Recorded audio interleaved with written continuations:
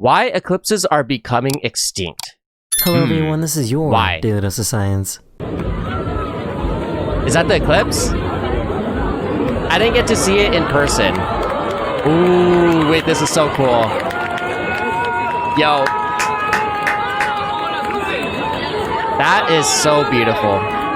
The reason I really hope I can solar watch it eclipse looks so perfect is actually kind of insane. Our sun is roughly 400 times wider than the moon and about 400 times farther away from Earth.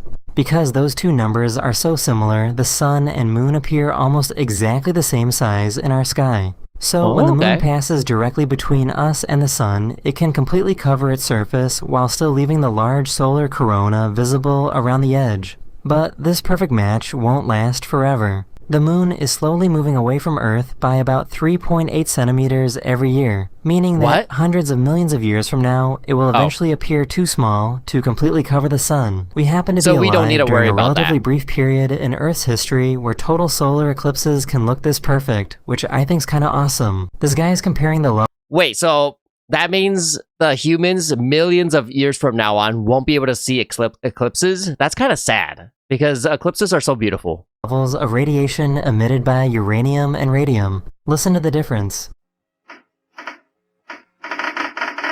Ooh, okay, that's a lot. That's a lot of radiation.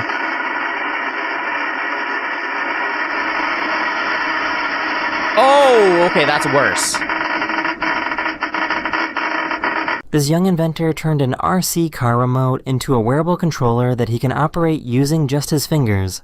Each finger is connected by a string to a different control, allowing him to accelerate, reverse, and steer the car with different hand movements. That is impressive. I pull my thumb down to go forward, then I put my middle finger down and my index finger up to go left, and then do the opposite to go right. All right. And let's see it. Put your arm down there so I can see your arm as you do it. All right, go for it. Whoa. NASA captured this incredible... Yo, this is something that I wanted to do as a kid. I wanted to become an inventor when I was young because I watched shows like Doraemon or like Meet the Robinsons, stuff like that. I watched a lot of shows as a kid where they showed pretty cool technology, and I wanted to do that. So that's something that I wanted to do, like experiment around, but I just didn't have the materials to.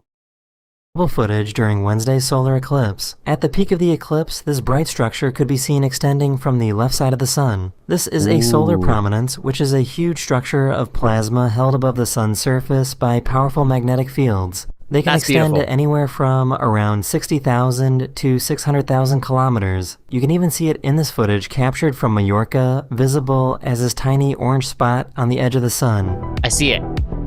That's cool. I like how you can actually see it with your eyes. This plane was landed. Okay.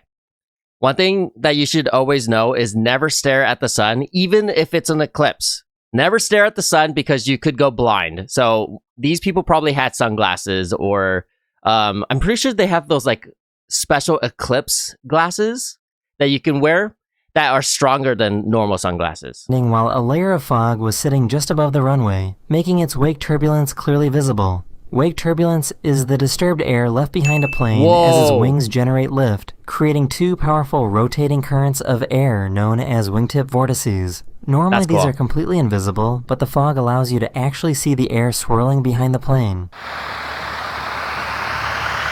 I like when we can actually visibly see the air,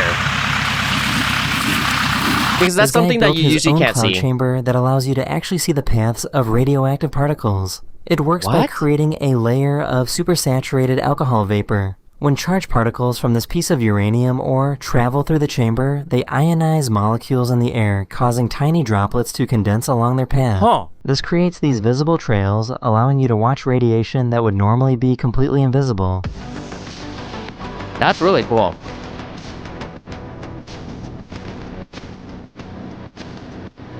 Wow. This person found a creative way to view the solar eclipse using a disco ball. Each of the tiny mirrors on the ball acts almost like a miniature projector, reflecting an image of the sun onto the surrounding walls. So, Wait, as that's the moon smart. passed in front of the sun, the disco ball projected dozens of tiny images of the eclipse all around the room. This simple experiment demonstrates how electricity can be transferred without any physical connection. An alternating current running through the large outer coil creates a changing magnetic field. When the smaller coil is placed inside that field, a voltage is induced in the wire, providing enough power to light up the LED. This is electromagnetic induction, and the same basic principle is used in wireless chargers. DIY wireless charger, cool.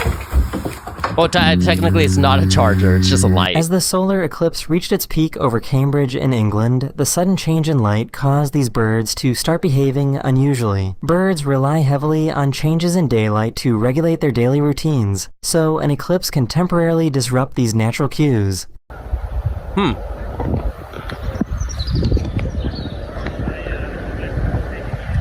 I wonder if these animals...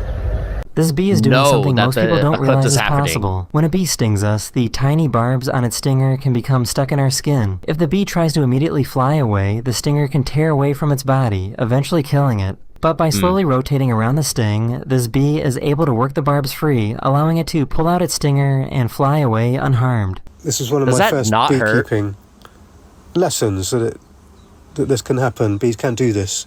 And that it's a metaphor for life. You know, often we feel stung, bro, and in great are pain, you not and we in lash pain? out and cause a worse situation. But if we try and endure the pain and relax, and it's so much easier said than done, then misadventure can I'm in be pain. avoided, and in this situation, life can be saved. Come on, bee, you can do it. Holy.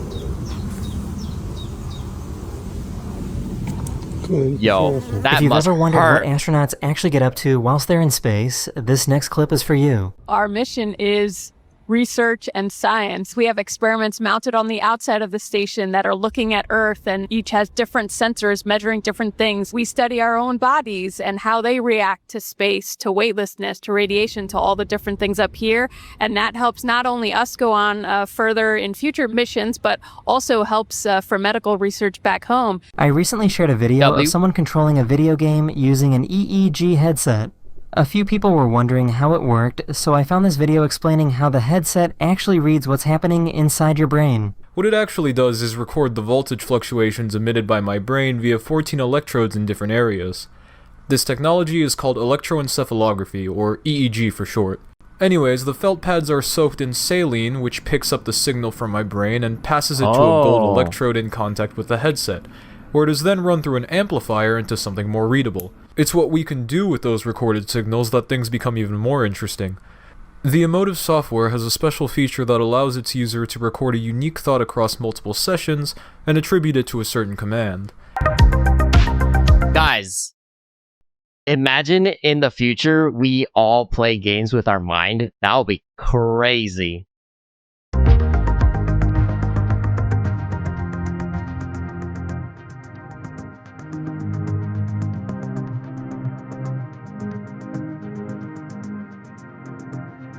Oh my god, stop moving. So if you were wondering, they didn't even show it actually happening. These are some of the things astronauts eat in space. Aboard the International Space Station, food pouches are always an option, while other items rely on using a chiller or adding water to heat a meal. Food scientists at NASA have created menus that offer variety, nutrition, and taste. For meals, tortillas are a daily staple. Bread creates crumb problems, but tortillas are less crumbly. They also last up to 18 months, and they're mold resistant. In 2024, crew members consumed over 3,100 tortillas for tacos, space burgers, pizzas, and more. I found this cool video explaining why the Perseid meteor shower always happens at the same time every year. The sun right here, and I have the Earth right here. And of course, you know, the Earth goes around the sun. That takes 1 year. Meteor showers are caused by comets. And the Perseids is caused by one comet. It's called Comet Swift-Tuttle. And so here is that comet. And I'm just going to zoom out here. And you can see how much bigger this orbit of this comet is. That's a crazy orbit. So this comet takes 133 years to go around the sun. Sometimes it's really far away. Sometimes it's really close, very elliptical. And as comets are going around the sun, little bits of rock and ice and dust from that comet break off. And they sort of leave a trail, a carpet trail behind them. So that is what this line actually is. Little bits of particles from that comet. I'm going to start time here. So we are in May, getting into June. And I'll sort of zoom in for you here. And you can see during August, Earth is passing inside of this debris trail. And we are in the start of August, so little bits of particles are hitting our atmosphere, and little bits of rock and ice and dust, and that's what causes those bright flashes, those meteors to hit us. And here's a video of the meteor shower. Oh, okay. So that's why we always see it around August. That's really interesting. That was captured in Japan. So this is the meteor stuff that we see in August. Yo, I want to see this. So cool. Every single time I step onto a bus in the summer, I finally get what quantum physics is all about. Until I board, I'm a cool professorial particle enjoying the breeze. As soon as I step inside one of these self-moving ovens, I melt into a wave of pure misery. The moment I step out, I'm back to being a particle, damp, wilted, yet a bit relieved. Waiting for transport is definitely either Heisenberg or Schrodinger's bus. Google Maps insists that the 44 is here, but the display at the stop claims that it is 7.5 minutes away. The bus is in a state of quantum superposition. It is simultaneously arriving and still broken down in Vauxhall. That is, yeah, this video. Yo, using a bus to explain quantum physics is crazy. I hope you enjoyed, and I'll see you guys again very, very soon. Video. Man, I love science so much. I love learning. I hope you guys enjoyed that.